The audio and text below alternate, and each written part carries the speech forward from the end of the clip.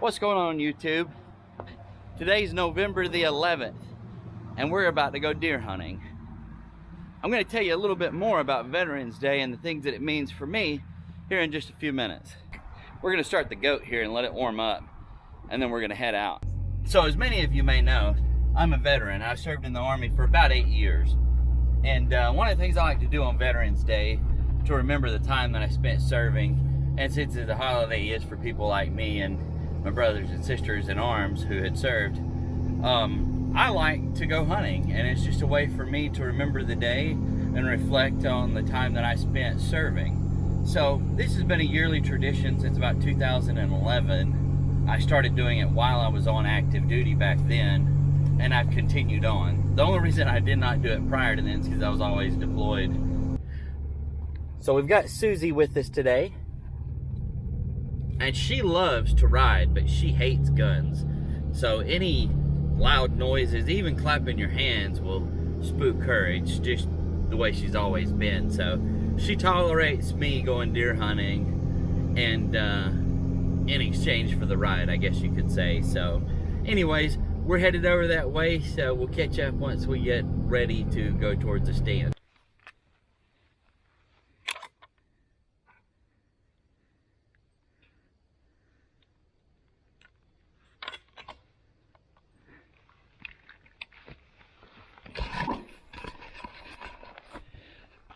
Okay, so we've made our mind up about where we're gonna go.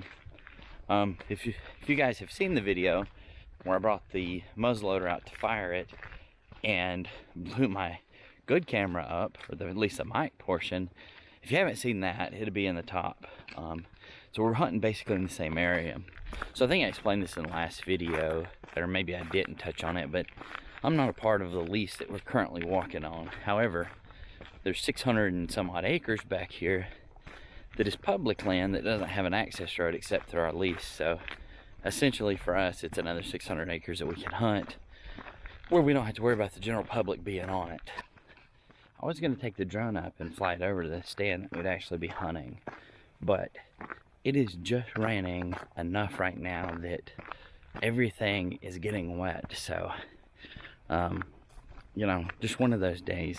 So that's the reason we're headed back to the Pines too, because anytime here in Tennessee, let's put it that way, anytime we get rain, the deer head to the Pines because it provides the most cover for them, and it also allows them to move quietly, and they love the pines. And there's more pines around here than there are anything else, so that's where they bed, that's where they move. And so we're hoping that we can catch one of them moving between their bedding area and maybe going to get a drink since it's so warm today.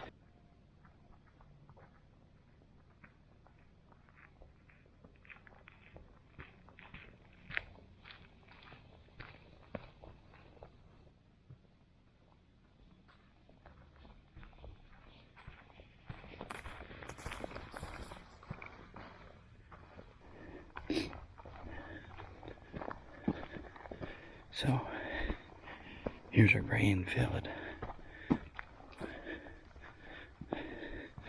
As you can see, it It's about 8 inches tall, probably. It's beautiful. Deer aren't really eating a lot of it. The reason you can tell is because it's tall. Deer in February and March, they'll have it mowed to the ground. So, we just got up here,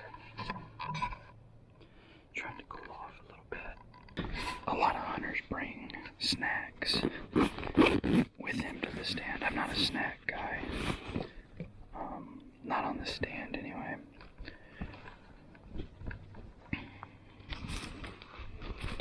What I bring is always a sweet drink. So today we got the Starbucks coffee.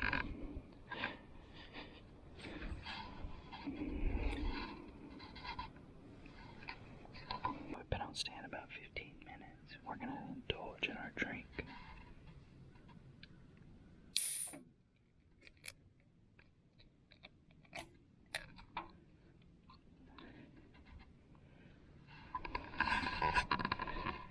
Could have been quieter, but it could have been louder too, so.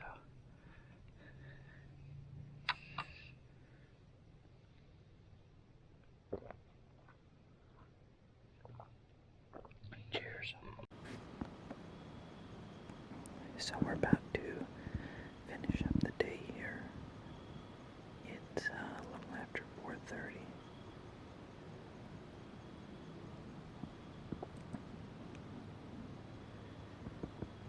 With the overcast that we have, I would imagine we have less than 30 minutes before shooting time is completely up.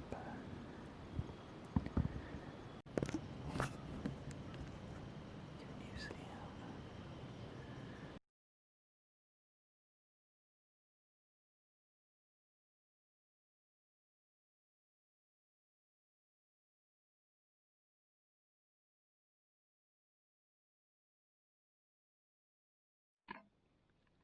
So no progress to report. Whatever was making the noise down that way never showed up where I could see it. It's never a good sign when your grain field looks like that, as far as hunting over it. This is the first time I've been down here, so I didn't know that, but, you know, the deer travel this ridge right through here, around the edge of it. That's the reason we put this field here, and there's a salt lake back there. That big deer that I shot when I did shoot him, he was right over there, somewhere real close. So I know that they use this. I wish I would have went down there first and looked, because there's always a scrape right there on the edge. And then down that ridge, there's always some scrapes down there too.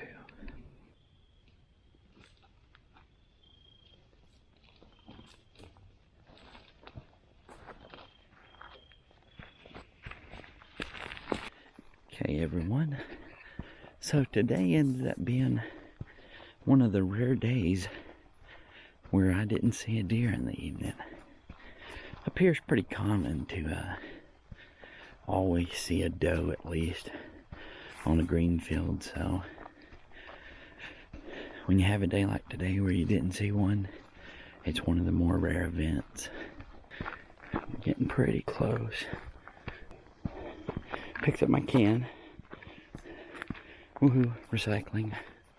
I'd love to have saw this place back 100 years ago, before everybody and their brother was trying to cut timber from it. She knows I'm here. Hey baby, Shoes. Hello sweet girl. Now, there's a mud puddle here, right here. And if she has her way, she'll go jump in it. Drives me crazy. Suze, you been a good girl? Come on, baby. Come on. She had a little bit of water left. I always cut the bottom of a bottle and leave it there for her for a quick drink of water. Thank you guys so much for watching this video about a day of hunting in Tennessee. It's really an amazing gift to be able to go out and spend some time in nature and do what you enjoy doing. So, and I love spending it with Susie. So, hope you guys enjoyed this video, and we'll catch you in the next one.